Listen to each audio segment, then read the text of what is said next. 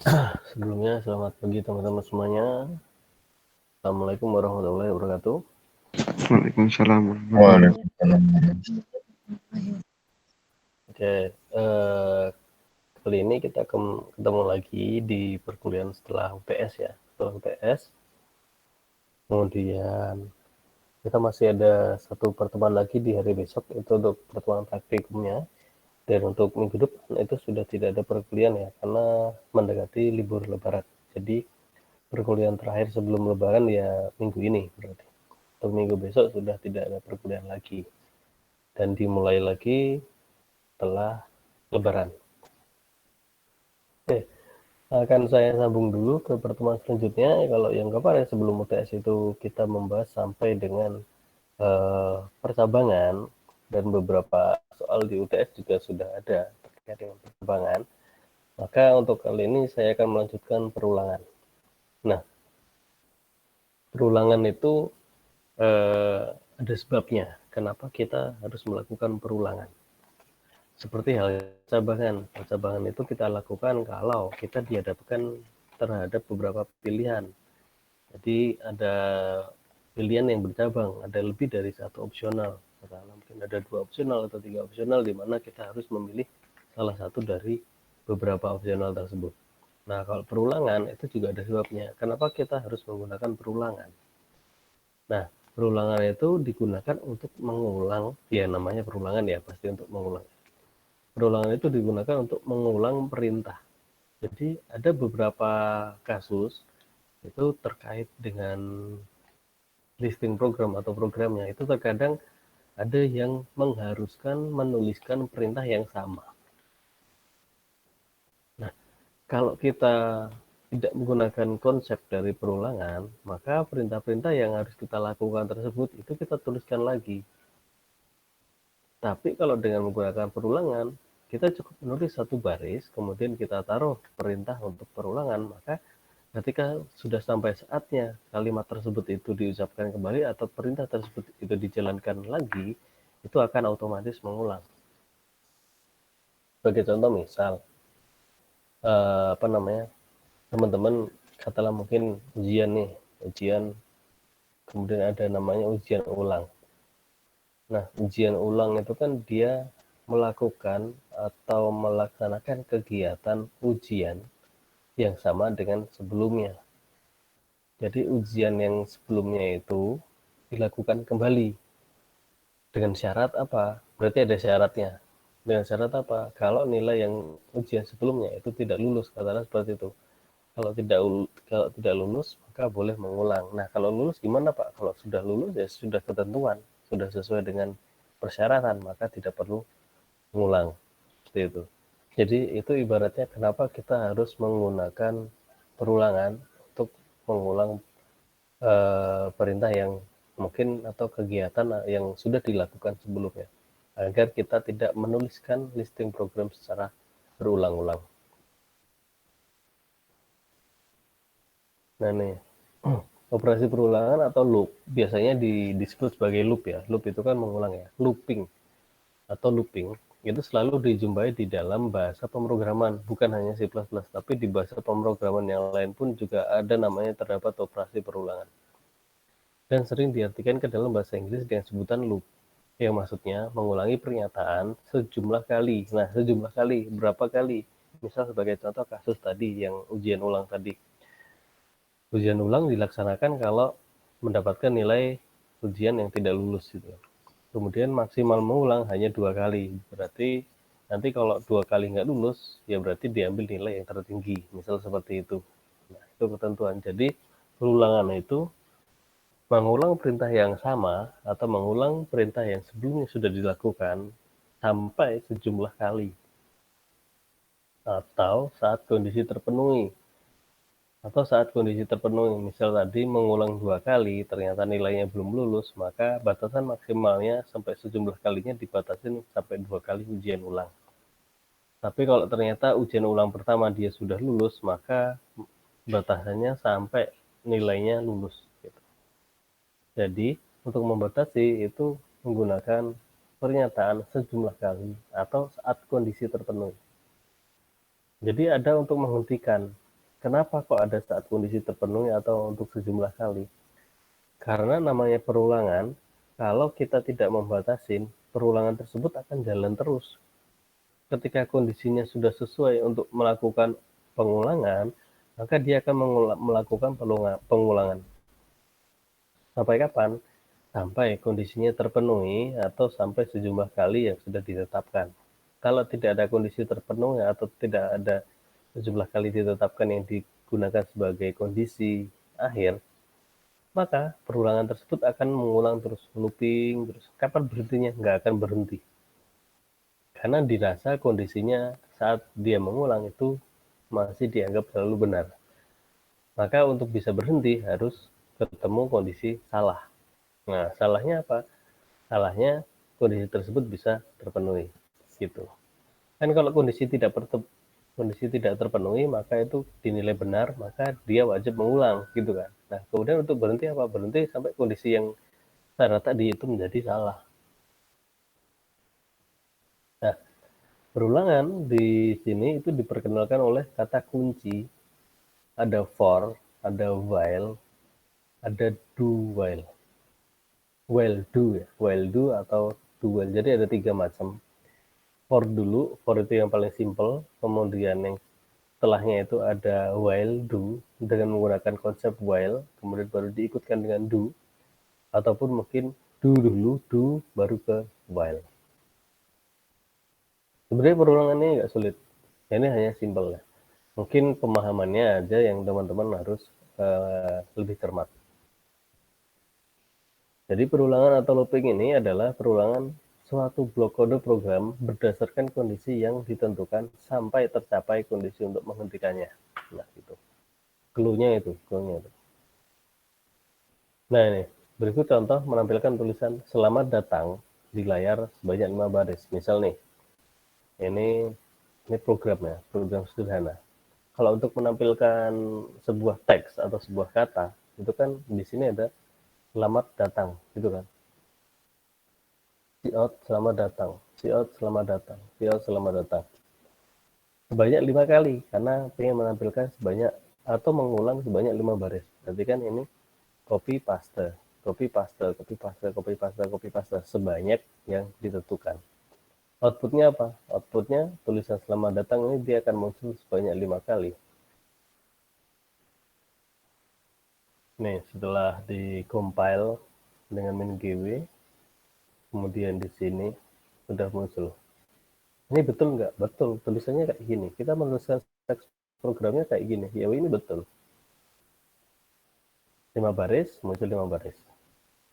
Kemudian yang dimaksud pengulangan gimana Pak? Ini pengulangan.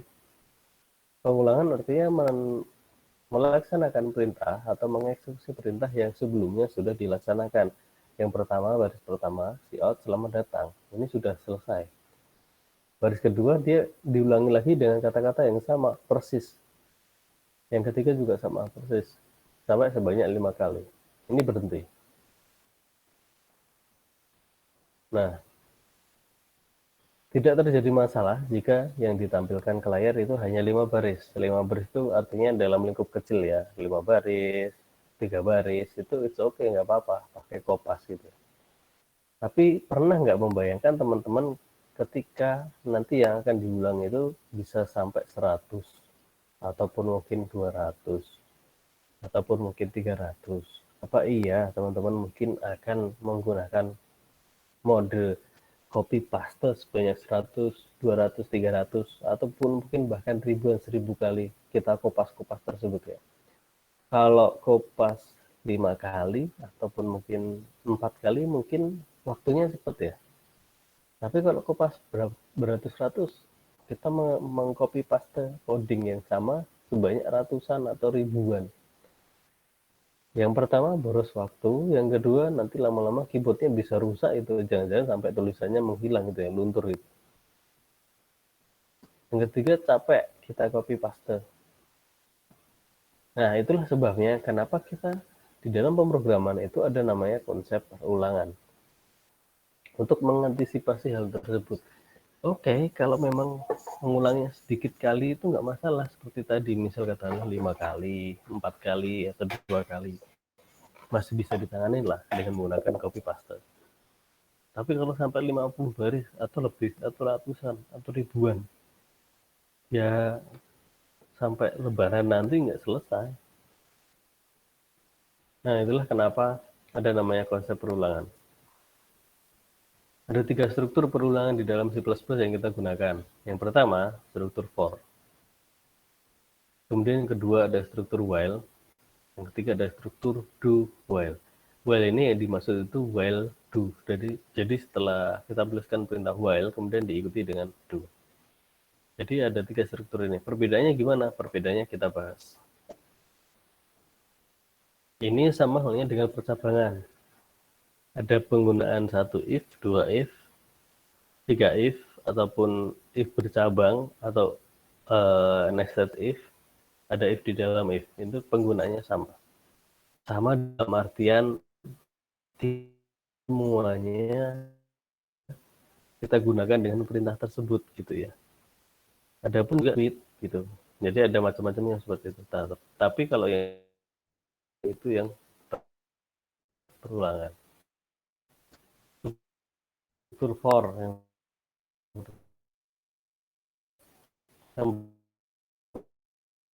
simple dulu. Itu proses yang telah diketahui jumlah perulangannya. Jadi kita harus tahu dulu diulang berapa kali. Kemudian statement perulangan ini yang paling mudah dipahami. Nah, untuk melakukan perulangan dengan struktur ini, kita harus memiliki sebuah variabel indeks. Jadi kita harus punya variabel indeks untuk mengulang. Untuk struktur for. Jadi for dulu dituliskan. Dan di sini kalau di dalam ya if dulu dituliskan, kemudian ada kontasan, perubahan dan ini variabel misalnya yang sifatnya menaik atau increment, maka nilai awal dari variabel yang kita definisikan itu harus lebih kecil dari nilai akhir. Kemudian yang dituliskan dalam sebuah kondisi. Jadi ini kalau kondisinya increment atau menaik, maka ini menggunakan variabel plus plus. Kalau decrement berarti minus minus. Baiknya jika melakukan perulangan yang sifatnya menurun, decrement, maka nilai awal harus lebih besar dari nilai akhir. Nilai awal di sini ini lebih besar daripada nilai akhir. Nilai akhir itu yang digunakan sebagai batasan. Ini format penulisan. For, jadi dituliskan for dulu, kemudian diikuti inisialisasi. Inisialisasi di sini itu bisa dikatakan sebagai kayak kan tadi saya bilang ada variabel indeks. Variabel indeks itu yang digunakan untuk indeks pengulangan. Jadi kalau ada variabel yang ada isi datanya, ya digunakan. Kemudian kalau kita mau taruh perulangan, maka kita harus membuat variabel indeks. Sifatnya sama dan cara pembuatannya pun sama. Cuma tujuan dari variabel indeks itu digunakan untuk menampung nilai perulangan. Kalau yang kayak kasus tadi yang cout selamat datang tadi. Katakanlah selamat datang tadi disimpan di dalam suatu variabel, maka itu satu variabel yang menyimpan sebuah data. Nah, karena kita ingin mengulang, maka kita harus membuat satu variabel lagi yang digunakan sebagai variabel indeks. Jadi ada dua variabel ya, satu indeks, yang satu yang akan diulang. Seperti itu. Jadi di sini inisialisasi ini merupakan variabel dari indeksnya. Kemudian kondisi atau syarat, ini syarat untuk dimulai perulangan. Misal, tadi kasusnya nilai ya. Inisialisasi, nilainya berapa? Nilainya katakanlah 5.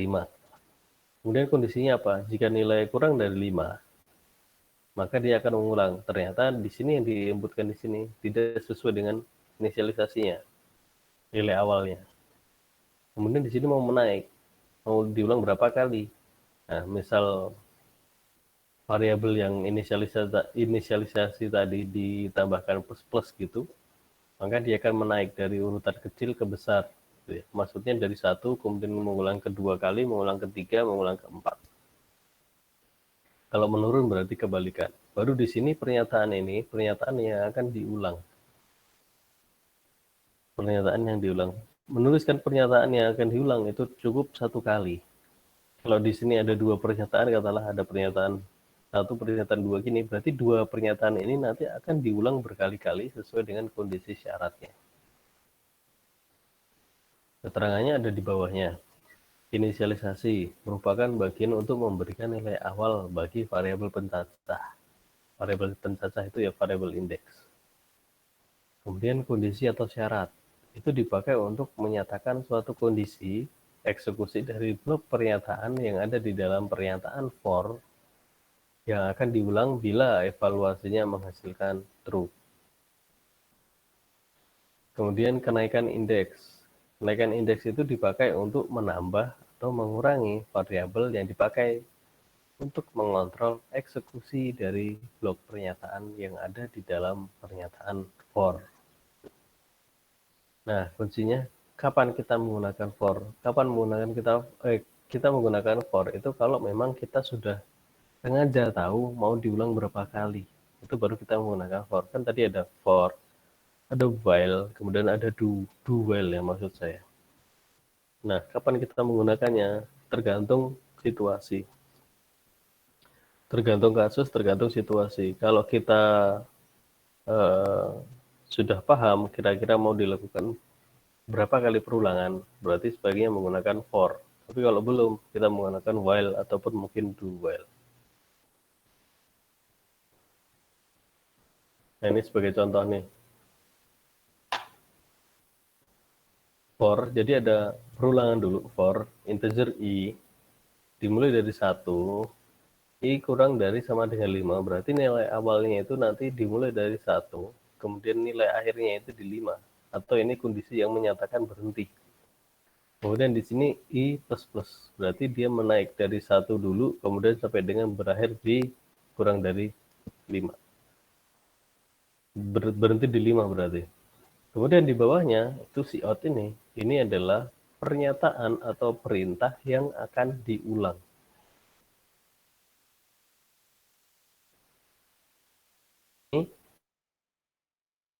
Ini gimana Pak?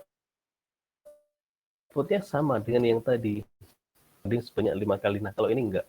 Kemudian keterangannya di bawahnya itu for integer i sama dengan 1, titik koma, i kurang dari sama dengan 5, titik koma, i plus plus. Perintah di atas itu adalah perintah untuk memberi nilai awal. Di mana nilai awalnya? Diinisialisasi. Integer i sama dengan 1. Nah, itu untuk nilai awalnya. Nilai awal perulangan yang dimulai dari i sama dengan 1, di mana i dideklarasikan dengan tipe integer. Kemudian perulangan akan dengan i itu sudah sama dengan 5. Kok bisa Pak? Karena kondisi di sebelah kanannya tadi, di sebelah kanan nilai awal, itu ada i kurang dari sama dengan 5. Kemudian di sini perulangan tersebut bersifat increment atau akan ditambah dengan angka 1 setiap kali proses sampai batas berhenti. Jadi ketika ada 1 gitu kan, terus di proses perulangannya 1 lagi itu ditambahkan dengan 1. Berarti akan muncul selamat datang 1, akan muncul selamat datang 1 gitu. Sampai batas berhenti. Sampai batas berhentinya kapan? I sama dengan 5.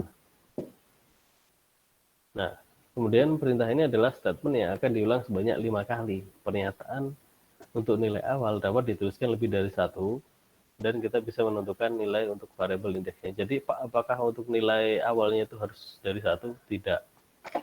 Itu tergantung kita membuatnya. Jadi mau ditentukan nilai awalnya dari 2, ataupun mungkin dari 5, ataupun mungkin dari berapapun itu bisa.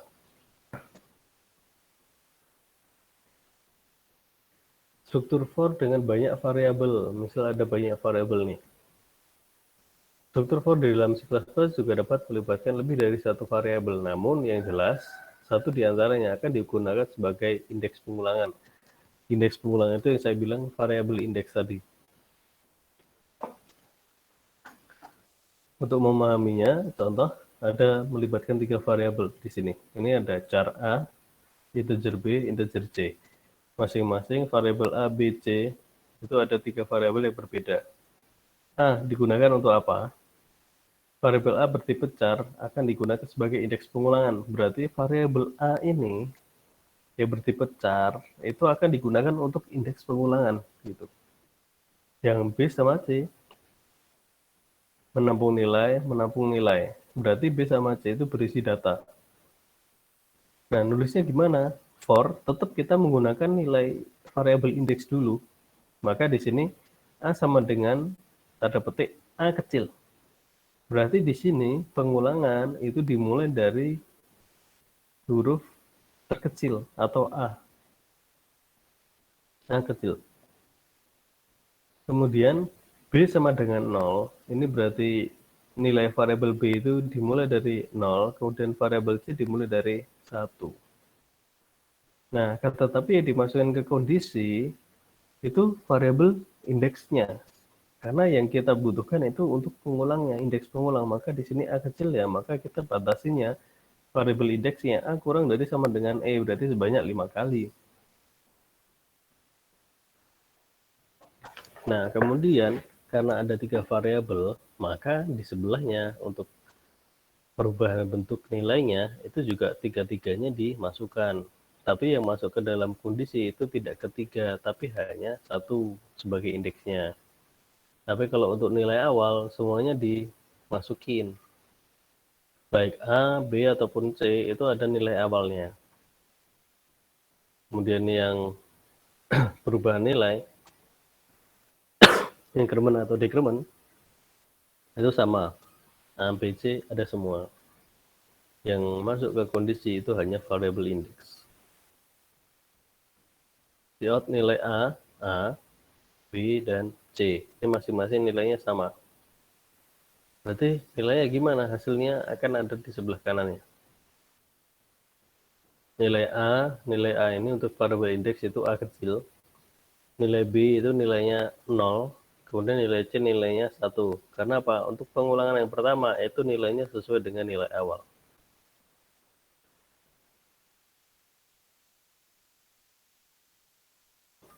B kecil karena di sini kan A++. Kemudian yang variabel B itu kan di sini perubahannya B plus 5. Berarti di sini akan muncul 5. Kok bisa? 0 plus 5 berarti kan 5. C sama dengan C kali 10 berarti di sini akan muncul 10. D 5 10. Kemudian yang C 10 100, D 15 1000, E 20 10.000. Kenapa?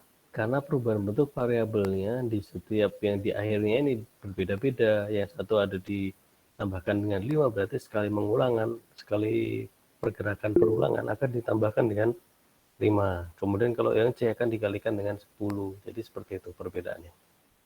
Tetap berapapun variabelnya bisa, akan tetapi yang masuk di kondisi atau syarat untuk berhenti itu adalah variabel indeksnya. Yang lain tetap dikasih nilai awal sama bentuk perubahan. Seperti itu. Nah, ini untuk latihan. Masukkan bilangan dan jumlahkan dengan ketentuan operasi penjumlahannya berderet sesuai dengan bilangan pertama yang diinputkan. Masukkan bilangan pertama, masukkan bilangan kedua. Hitung hasil penjumlahan dari bilangan-bilangan yang telah diinputkan. Nah, ini. Kemudian modifikasi coding sehingga bisa menghitung rata-ratanya. Oke, jadi ini penjumlahan berderet. Tapi untuk sekarang teman-teman nggak usah mengerjakan ini, nggak apa-apa. Ini kita kerjakan besok pas praktikum. Oke, ada yang bingung mungkin dari teman-teman semua? Ada yang bingung? Ada yang ingin ditanyakan?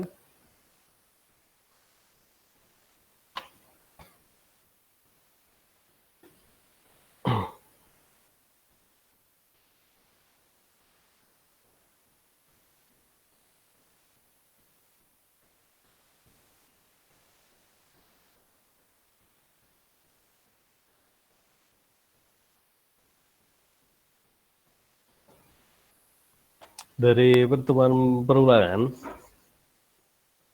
adakah yang mungkin masih mau ditanyakan atau mungkin merasa bingung?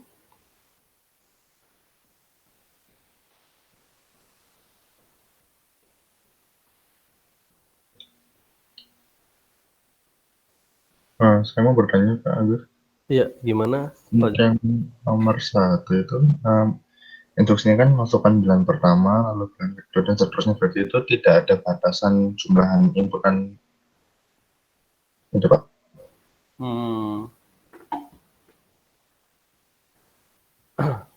Jadi kayak apa? Misalnya kan dari bilangan pertama, 2, 3, misalnya menginputkan total mungkin ambil kata mungkin 15 inputan, nanti dari 15 inputan itu jadi total ke 15 itu ada Pak.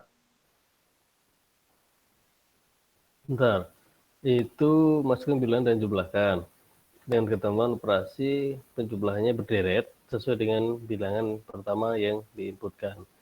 Masukkan bilangan pertama, nanti akan saya koreksi. Masukkan bilangan pertama ini berarti nanti yang akan jadi berapa jumlah deret yang ditentukan gitu. Kemudian masukkan bilangan kedua dan seterusnya, itu kan nanti ini kan dibuat perulangan. Jadi tuh kita memasukkan batasan dulu, masukkan batasan dulu itu sesuai dengan yang kita buat. Misal bilangan pertama nih berapa jumlah deretnya, katakanlah 5. Kemudian setelah itu, setelah dieksekusi, dia akan memasukkan bilangan kedua, bilangan ketiga, bilangan keempat sesuai dengan batasan tadi, karena batasannya 5 itu kan. Nah, kemudian baru setelah akhirnya itu dia akan otomatis menghitung bilangan-bilangannya tersebut. Jadi perintah untuk memasukkan bilangannya itu yang dibuat perulangan gitu. Jadi misal sebagai contoh ya, itu loh ilustrasinya. Masukkan jumlah deret, katakanlah misal nih, masukkan berapa jumlah deret, katakanlah 3. Ketika kita sudah memasukkan 3, ditekan enter lagi, dia akan muncul masukkan bilangan pertama. Itu. Kemudian kita masukkan bilangan 1, maka kita memasukkan nilai 10. Karena tadi jumlahnya itu 3, maka otomatis akan mengulang yang kedua, masukkan bilangan 2. Kita masukkan lagi 10. Karena tadi jumlah deretnya itu 3, maka masih ada satu lagi nih, masukkan bilangan 3. Masukkan 3, kita masukkan 10 lagi. Kemudian ketika ditekan enter, dia akan menjumlahkan jumlah hasil bilangan deret itu sebesar 30. Jadi seperti itu. Maksudnya bilangan pertama kedua itu ini sudah mengulang.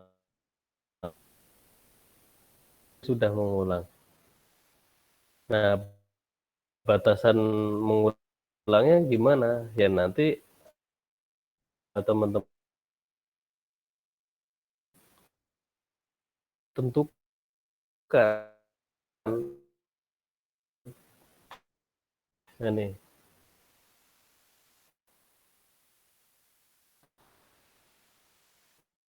Masukkan bilangan dan jumlahkan. Kemudian jumlahnya itu sesuai yang diinputkan. Gitu. Ulang kali. Kalau kita masukkan jumlah deretnya 6, maka kita akan melakukan pengulangan untuk memasukkan nilai yang akan dijumlahkan tadi sebanyak 6 kali. Kalau kita masukin jumlah deretnya 2, maka kita akan melakukan pengulangan input bilangan pertama dan bilangan kedua gitu. Karena jumlah deretnya 2. Kalau kita masukin bilangan jumlah deretnya katakanlah 10, ya maka kita akan melakukan inputan bilangan sebanyak 10 kali. Masukkan bilangan pertama, kita masukkan bilangan kedua, masukkan bilangan ketiga, masukkan sampai dengan masukkan bilangan ke-10, masukkan. Terus setelah itu total bilangan yang dijumlahkan sebesar sekian, seperti itu. Paham? Maksud saya paham?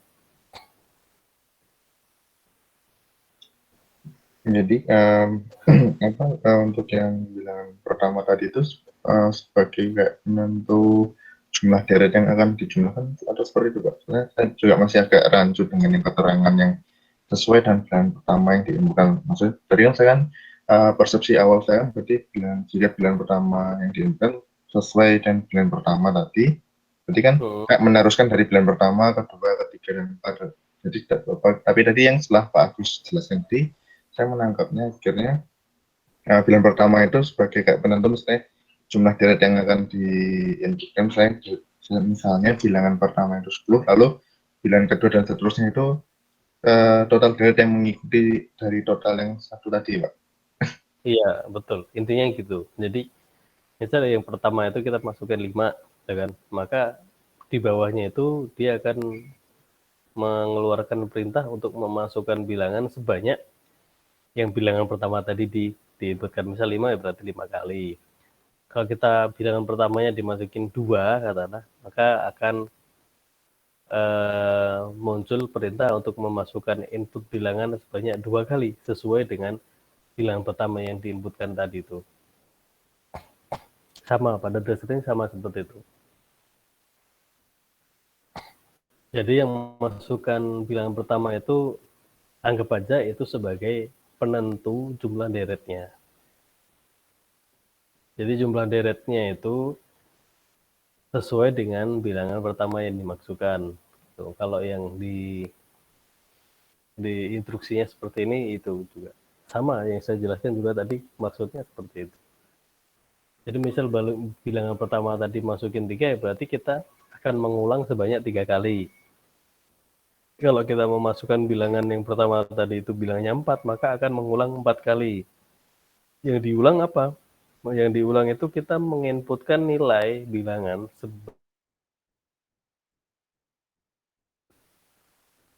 Udah paham maksudnya?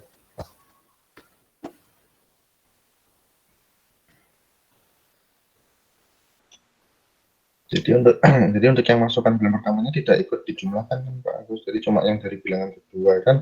Jadi bilangan pertama tadi itu kan untuk menentukan jumlah berapa deretnya. Misalnya kan 5, lalu yang bilangan kedua dan seterusnya itu adalah misalnya yang bilangan pertama tadi itu 5, berarti yang kedua tadi jadinya misalnya ada 2, 3, 4, 5. Ini total bilangnya ada 5 yang dijumlahkan. Yang dijumlahkan berarti yang di kelompok yang bilangan kedua dan seterusnya tadi, Pak. Iya, betul seperti itu. Karena yang bilangan pertama tadi itu untuk menentukan jumlah deretnya. Jadi yang dijumlahkan cukup yang setelah bilangan itu, misalnya bilangan kedua setelah deret ditentukan gitu. Jadi yang masukkan bilangan yang sebagai perwakilan dari jumlah deret itu tidak perlu dijumlahkan. Gitu. Betul seperti itu maksudnya. Baik Pak, sudah paham. Terima kasih Pak. Ya ini nanti akan saya perbaiki dulu kata-katanya biar lebih mudah dipahami. Nanti besok kita praktik untuk penjumlahannya seperti ini. Gitu. Nah nanti kan di akhirnya itu kan ada penjumlahan ya, hasil penjumlahan. Nah setelah itu nanti baru teman-teman memodifikasi codingnya agar bisa menghitung rata-ratanya juga. Jadi tidak hanya menjumlahkan, tapi bisa menghitung rata-rata. Seperti itu. Kurang lebihnya seperti itu. Ada lagi mungkin yang ditanyakan?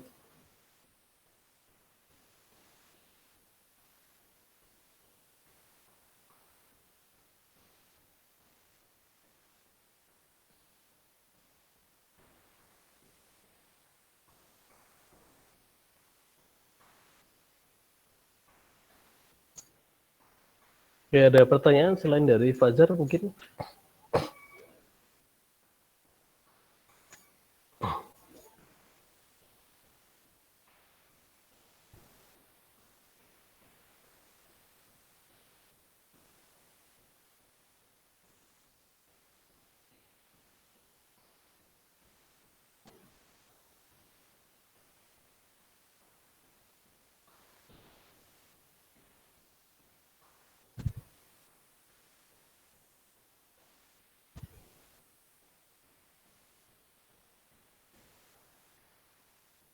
Sudah cukup ya? Kira-kira pemahamannya untuk kira-kira yang akan kita kerjakan besok di praktikum seperti apa?